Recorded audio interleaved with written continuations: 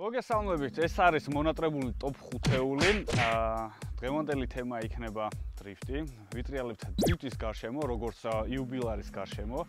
ჩვენ გადავწყვიტეთ, რომ გაგვეკეთებინა დრიფტზე ტოპ 5-ეული, ვინაიდან წინა ტოპ 5-ეულის კომენტარებში ერთ-ერთი კომენტარი იყო, რომ გაგვეკეთებინა დრიფტ კარებზე ვიდეო, ძალიან ბევრი ლაიქი ჰქონდა და დღევანდელი თემაც ზუსტად მაგ კომენტარიდან გამომდინარე ავარჩიეთ. დრიფტ კარი ძალიან ზოგადი თემაა, არსებობს $100,000 დრიფტ კარის და არსებობს $10,000 დრიფტ კარის. ჩვენ ავარჩიეთ daily ყოველდღიური ავტომობილები, რომელსაც შეგიძლია იდრიფტ აუკიდეოთ, ისწავლო ის პატარა ელემენტები დრიფტის და ასევე შეგეძლოს ქალაქში სიარული თავისუფლად. ბიუჯეტულ დრიფტ კარებზე გვექნება დღეს საუბარი და მაქსიმალური ბიუჯეტი იქნება $10,000. ჩვენ ავარჩიეთ ის მანქანები, რომლებიც შეგვიძლია შევიძინოთ $10,000 და მაგითი ვისწავლოთ დრიფტი. მანქანას, რომელსაც ნახავთ ჩვენ ტოპ 5-ში დღეს, ეს ის ავტომობილებია, რომლის შეძენასაც შეძლებთ საქართველოში. ვინაიდან დრიფტს შევეხეთ, ძალიან ბევრი მესეჯი შემოგდის სეზონთან დაკავშირებით, დრიფტის ჩემპიონთან დაკავშირებით. ვაპირებ თუ არა გამოსვლას და ზოგადად რას ვაკეთებ.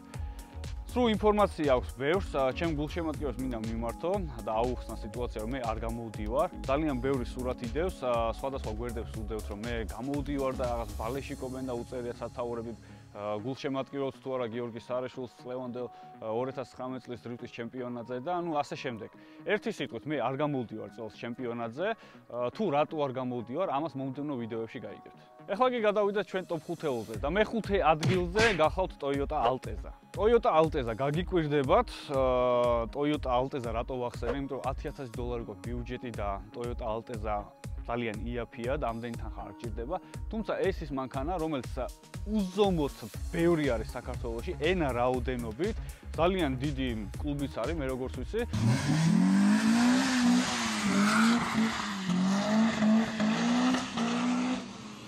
ბევრი მოყვარული ყავს და ბევრი ხალხი ერთობა ამ Toyota Altezza-ით. მით უმეტეს რუსულ დრიფტს ვინც უყურებს, ძალიან პოპულარული არის ეს ავტომობილი იქ. მოდი განვავრცოთ ახლა თემა. ეს არის სედანი, 4-კარიანი ავტომობილი, არც თუ ისე ძლიერი.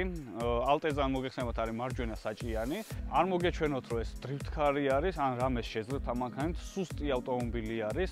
უბრალოდ ელემენტარული დრიფტის გაკვეთილები შეგიძლიათ დაიწყოთ, ანუ დონატებს გულისხმობთ და პატარა რვიანის შეკვრას.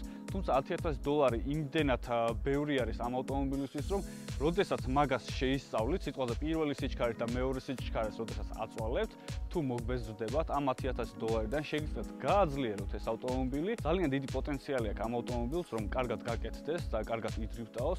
ასევე ძალიან კომფორტულია, რომ გადაადგილდეთ ქუჩებში, ყოველდღიური მოხმარებისთვის არის კარგი ავტომობილი. ამიტომ მეხუთე ადგილი დაიკავა Toyota Altezza საქართველოში დამკვიდრებული პოპულარობის გამო. გადავიდეთ უკვე მეოთხე ადგილზე. მეოთხე ადგილისთვის მე ავარჩიე G35 Infiniti და გეტყვით რატომ. პირველი ლამაზია, მეორე ძრავი კარგი აქვს 3 და 5, რომელსაც საკმარისი ცხენის ზალა აქვს იმისთვის, რომ დრიფტი შეძლო. ასევე დახვეწილი არის, ქალაქში კომფორტულიც არის, არც თუ ისე კომფორტული როგორც შეიძლება სხვა ნებისმიერი მანქანა, თუმცა მთლიანობაში ავტომობილი არის ძალიან კარგი მანქანა. ასევე საქართველოს ბაზარზე იყიდება ძალიან ბევრი ვარიანტი არის, შეგიძლიათ იყიდოთ მექანიკური გადაცემათა ყოლოფით, ასევე არსებობს მარჯვენა რულიანი, რომელსაც ქვია Skyline, კიდე უფრო იაფი ღირს, სამნახევრებად $4,000-ში იყიდება, ბლოკირებული ხიდი მოყვება, მექანიკური გადაცემათა ყოლოფი მოყვება, საჭესს თქვენ აირჩევთ, თუ რომელ მხარეს გინდათ ისხდეთ და რამდენი თანხის გადახდა გინდათ, ასე რომ გისურვებთ წარმატებულ გაკვეთილებს.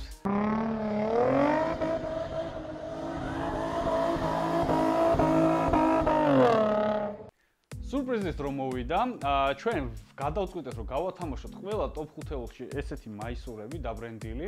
პირობები ძალიან მარტივია. თქვენ უნდა გქონდეთ გამოწერილი ჩვენი Facebook გვერდი, Instagram გვერდი და რა თქმა უნდა YouTube გვერდი. ასევე უნდა დაალაიქოთ ეს ვიდეო, დაწეროთ ერთი კომენტარი და გამარჯვებული გამოვლინდება შემდეგ ტოპ 5-ში. გისურვებთ წარმატებას. მესამე ადგილი, რა თქმა უნდა, მესამე ადგილზე გავიდა ორი ავტომობილი, ეხლა გეტყვით რატო, ეს არის BMW. BMW-ში მე შემიძლიათ გირჩიოთ ამ თანხაში E36M და E46M, ვინაიდან უკვე ორივე ავტომობილი შედარებით მოძველდა, თანხა ღირებულება საბაზრო თითქმის ერთი და იგივეა, რა თქმა უნდა E46 შედარებით ძვირია, მაგრამ არც თუ ისე ძვირი, რომ რაღაც ბევრის დამატება მოგიწიოთ. $10,000 ვეტევით რომ შევიძლიოთ ორივე ავტომობილი. მონაცემები თითქმის ერთი და იგივეა, რა თქმა უნდა, დრიფტს გულისხმობთ, არა დრაგს და დროზე სიარულს. ორივეს აქვს ბლოკირებული ხიდი, ორივე შეგიძლიათ იყიდოთ მექანიკური გადაცემათა კოლოფით, ორივეს აქვს 300-დან მეტი ცხენის ზალა და ორივე არის კუპე და ლამაზი. აქ უკვე არის გემოვნების ამბავი, აქ არის ბიუჯეტის ამბავი, თუმცა $10,000 შეგიძლიათ ორივე იყიდოთ და ფულის დაგრჩებათ იმისთვის, რომ რაღაცეები გაუკეთოთ თქვენ გემოზე.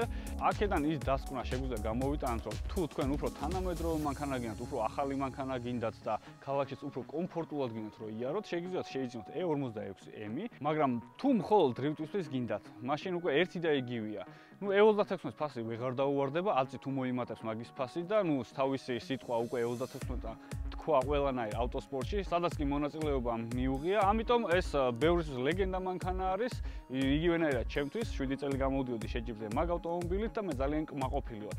პლუს ამ ორივე მოდელს აქვს ერთი ძალიან დიდი პლუსი, რომ aftermarket ნაწილები იყიდება ძალიან ბევრი ვარიანტით და თუ თქვენ გადაწყვიტავთ რომ გაახაფანგოთ როგორც შევი მანქანა არის, ძალიან მარტივად უკვე შეგიძლიათ საქართველოშიც გადააკეთოთ ეგ ორი ავტომობილი ისე რომ $10,000 ჩაეტიოთ და უკვე პროფესიონალურ დრიფტ კარსაც კი დაამსგავსოთ.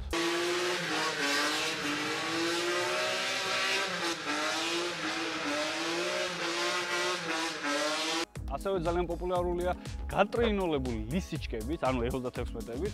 ეგეც ერთ-ერთი ვარიანტი არის, უკვე თქვენ გემოზე შეგიძლიათ იყიდოთ 2 და 8, რაღაც დაშალო, გადააწყოთ, გადმოაწყოთ, რა შემშვები, გამშვები დაუყენოთ. ცხენის ზალა მოუმატოთ და მაგითაც შეგიძლიათ ისწავლოთ ელემენტარული დრიფტი.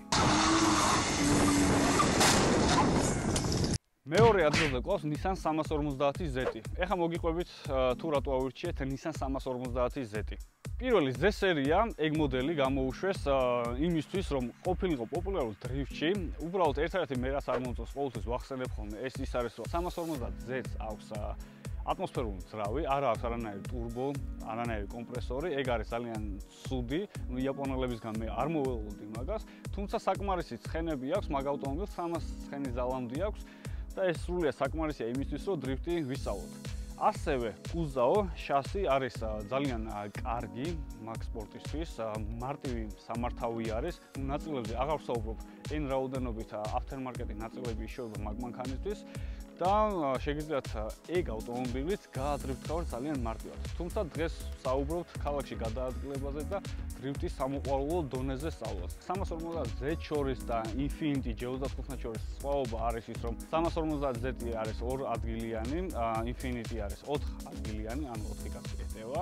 ადგილები იმიტომ ვახსენეთ, რომ ვინაიდან ქალაქში მოძრაობას და გადაადგილებასაც ხას უსმევთ ჩვენ ვიდეოში, ეს ძალიან დიდი პლუსი არის Infiniti-ისთვის, ვინაიდან იქ უფრო მეტი ადამიანი ეტევა ვიდრე 350Z-ში. მაგრამ თუ ვიზუალურ მხარეს გავითვალისწინებთ, 350Z უფრო სპორტული არის და რეალურად ერთი და იგივე ძრავი აქვს ორივე ავტომობილს, თუმცა 350Z Infiniti-ს ასწრებს. იაპონური ვერსია Firelady, ანუ მარჯვენა საჭიანი. საქართველოში უკვე ყველანაირი ვერსია არსებობს, მარცხენა საჭიანი და მარჯვენა საჭიანი, ამიტომ ეგ უკვე თქვენზეა დამოუკიდებელი თუ რომელს შეიძენთ, თუმცა $10,000-ში ორივეში ვეტევით. გადავინაცვლოთ პირველ ადგილზე. პირველი ადგილისთვის ჩვენ ყავს Silvia არჩეული და მოგიყვებით თუ რატო ავარჩიეთ Silvia. ეს ჩასი, ანუ ეს კუზაოები არის ძალიან პოპულარული დრიფტისთვის და ზუსტად მაგიტო ავარჩიეთ პირველი ადგილისთვის და მოგეხსენება საქართველოში უკვე ასე თუ ისე ეგ ავტომობილები იშოვება, შეგიძლიათ შეიძინოთ, ადრე უფრო ბევრი სყიდვა შეგეძლოთ, თუმცა ეხლა გაზვირდა შემოყვანა და პრობლემა გახდა, მაგრამ მაინც იშოვება საქართველოში $10,000 რაიმეს მოძებნით. ეხლა კიდე გადავიდეთ კონკრეტულად ამ ავტომობილებზე და გავიგოთ თუ რატომ მოვახვედრე პირველ ადგილზე. აქაც ავარჩიეთ ორი ავტომობილი, ანუ S14-ის კუზაო და S15-ის კუზაო, ანუ S14 მოდელი და S15. სავალი ნაწილები არის თითქმის ერთი და იგივე, ძალიან მცირედი სხვაობით განსხვავდება ერთმანეთისგან, თუმცა ერთმანეთის ნაწილები დგება. S14-ით დავიწყოთ, მოდი პირველ რიგში. S14 არსებობს მარცხენა საჭიანის, ანუ ამერიკული ვერსიები გამოდიოდა მარცხენა საჭიანი. საქართველოში ძირითადად მარჯვენა საჭიანები არის შემოყვანილი იაპონიიდან, თუმცა რომ მოინდომოთ, ჩემნაირად შეგიძლიათ გახადოთ მარცხენა საჭიანი და არა მარტო ჩემნაირად, კიდე არსებობს კიდე ერთი S14, რომელზეც საჭი არის გადატანილი მარცხნივ. ხარხულად ორივე არის 2.0 ტურბო, რაც ძალიან კარგი არის იმისთვის, რომ როდესაც ჩვენ მოგვეზრდება თავისი ცხენის ზალები, შეგვიძლია უბრალოდ მინიმალური ჩარევებით გავხადოთ ავტომობილი 300 ცხენის ზალიანი და მეტიც, ეს ვიძახი რომ ბიუჯეტური იყოს. S14 შედარებით იაფია ვიდრე S15. აქ დიდი სხვაობა არის მხოლოდ წლოვანებაში და ვიზუალურ მხარეში. კიდევ ერთხელ უსმევ ხას იმას, რომ თითქმის ერთი და იგივეა, განსხვავებული არაფრით არ არის სავალი ნაწილები, უბრალოდ S15 არის შედარებით ახალი, პატარა ნიუანსები აქვს დამატებული და ვიზუალურად განსხვავდებიან ერთმანეთისგან. ჩემთვის მინუსი მოგეხსენებათ არის ის, რომ S15 მარცხენა საჭიანი არ გამოდის, თუმცა ბევრთვის ეს პრობლემა არ არის, მაგიტომაც S15 მოვახვედრეთ პირველ ადგილას, შედარებით ახალია, ძლიერია, თანამედროვე არის და უფრო დახვეწილი არის ეგ ავტომობილი.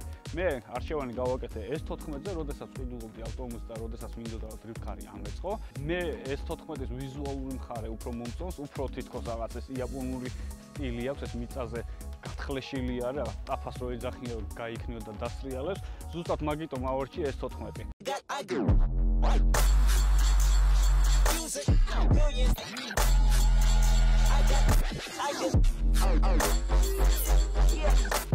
რაც შეეხება კომფორტს, ეს ავტომობილები ქარხნულის კომფორტული დიდად არ არის, არ გამოირჩევა კომფორტით, თუმცა აწყობილ მდგომარეობაში შეგიძლიათ შეუძლოთ გადაადგილდეთ ქალაქში ნებისმიერ ადგილას, მაგრამ ზოგადად კომფორტით არ გამოირჩევა ეს მანქანები, მაგალითად როგორც G35, მაგალითად როგორც Alteza, იგივე E46-თან ახლოსაც არ მივიყვან კომფორტით, ხო? მაგრამ რადგან დღეს დრივზე ვსაუბრობთ, ეს კუზავ არის ერთ-ერთი საუკეთესო სილუიები და ზუსტად მაგიტომაც მოხდა პირველ ადგილას. როდესაც ჩვენ გვექნება ყველაზე კომფორტულ ავტომობილებზე საუბარი, გარანტიას გაძლევთ, რომ იქ ეს მოდელი ვერ მოხდება. ვერც S14, ვერც S15 და ვერც S13. ეს იყო ჩვენი დღევანდელი ტოპ 5-ეული ავტომობილი, რომელიც ავარჩიეთ და მოვარგეთ საქართველოს პირობებს.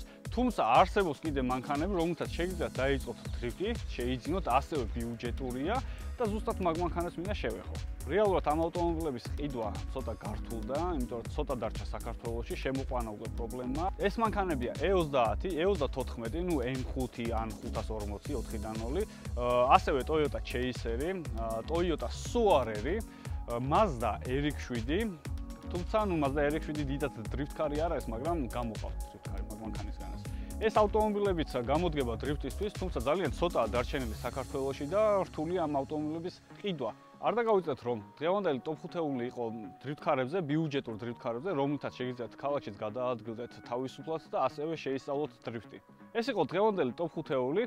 ველოდები თქვენ კომენტარებს იმასთან დაკავშირებით, თუ რისი ტოპ 5-ეულის ნახვას ისურვებდით, ჩვენ გადავიღებთ აუცილებლად სხვა ტოპ 5-ეულებსაც. ასევე შეგახსენებთ, რომ თამაშდება ჩვენი მაისურები, დააკომენტარეთ, იაქტიურეთ მომავალ ტოპ 5-ეულამდე.